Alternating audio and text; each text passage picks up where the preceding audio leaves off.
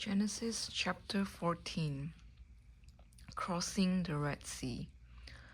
Then the Lord said to Moses, "Tell the people of Israel to turn back and encamp in front of Pi Hahiroth, between Migdol and the sea, in front of Baal Zephon. You shall encamp facing it by the sea. For Pharaoh will say of the people of Israel, 'They are wandering in the land. The wilderness has shut them in, and I will harden Pharaoh's heart, and he will pursue them.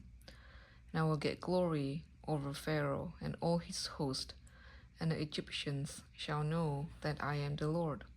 And they did so.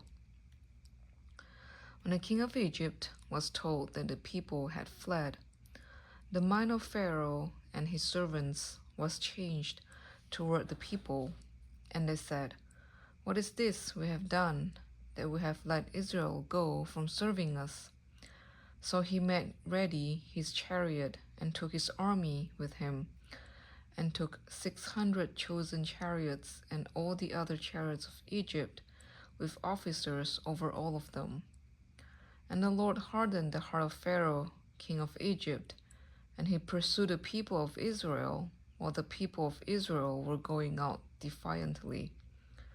The Egyptians pursued them, all Pharaoh's horses and chariots, and his horsemen and his army, and overtook them and camped at the sea, by Pi Hahiroth, in front of Baal Zephon. When Pharaoh drew near, the people of Israel lifted up their eyes, and behold, the Egyptians were marching after them, and they feared greatly. And the people of Israel cried out to the Lord. They said to Moses, 'Is it because there are no graves in Egypt that you have taken us away to die in the wilderness? What have you done to us in bringing us out of Egypt? Is not this what we said to you in Egypt? Leave us alone that we may serve the Egyptians. For it would have been better for us to serve the Egyptians than to die in the wilderness.'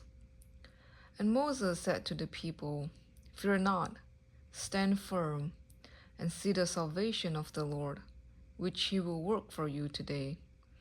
For the Egyptians whom you see today, you shall never see again. The Lord will fight for you, and you have only to be silent.' The Lord said to Moses, 'Why do you cry to me? Tell the people of Israel to go forward. Lift out your staff and stretch out your hand over the sea and divide it, that the people of Israel may go through the sea on dry ground. And I will harden the hearts of the Egyptians, so that they shall go in after them. And I will get glory over Pharaoh and all his host, his chariots and his horsemen. And the Egyptians shall know that I am the Lord, when I have gotten glory over Pharaoh, his chariots and his horsemen.' Then the angel of the Lord, who was going before the host of Israel, moved and went behind them, and a pillar of cloud moved from before them and stood behind them, and coming between the host of Egypt and the host of Israel. And there was the cloud and the darkness, and it lit up the night, without one coming near the other all night. Then Moses stretched out his hand over the sea, and the Lord drove the sea back by a strong east wind all night, and made the sea dry land. And the waters were divided, and the people of Israel went into the midst of the sea on dry ground, the waters being a wall to them on their right hand and on their left. The Egyptians pursued and went in after them into the midst of the sea, all Pharaoh's horses, his chariots, and his horsemen. And in the morning watched the Lord in the pillar of fire and of cloud, looked down on the Egyptian forces, and threw the Egyptian forces into a panic, clogging the chariots' wheels, so that they drove heavily. And the Egyptians said, 'Let us flee from before Israel, for the Lord fights for them against the Egyptians.' Then the Lord said to Moses, Stretch out your hand over the sea, that the water may come back upon the Egyptians, upon the chariots, and upon their horsemen. So Moses stretched out his hand over the sea, and the sea returned to its normal course when the morning appeared. And as the Egyptians fled into it, the Lord threw the Egyptians into the midst of the sea.